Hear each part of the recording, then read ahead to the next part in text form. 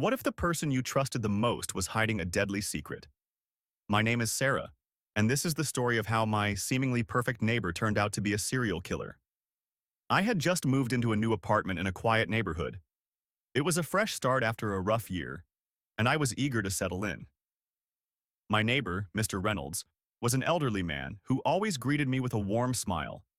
He seemed like the perfect neighbor, friendly, helpful, and always ready to lend a hand. One evening, I was out walking my dog when I noticed something unusual.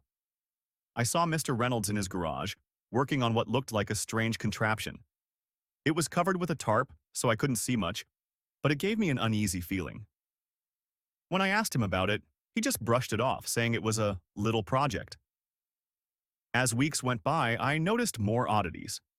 Neighbors began to disappear one by one. The police were baffled, and the community was in a panic.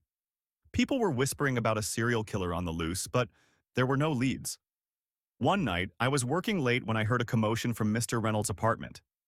I went out to investigate, hoping it was nothing serious. As I approached his door, I noticed it was slightly ajar. I hesitated, but then decided to peek inside. The sight that met my eyes made my blood run cold.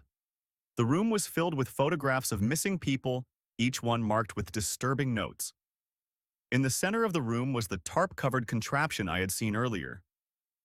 My heart pounded as I realized the true nature of Mr. Reynolds' project.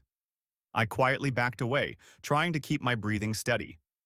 Just as I turned to leave, Mr. Reynolds appeared behind me, his face twisted into a chilling smile. "I didn't expect you to find out," he said calmly. "But now that you have, you must understand why I do what I do."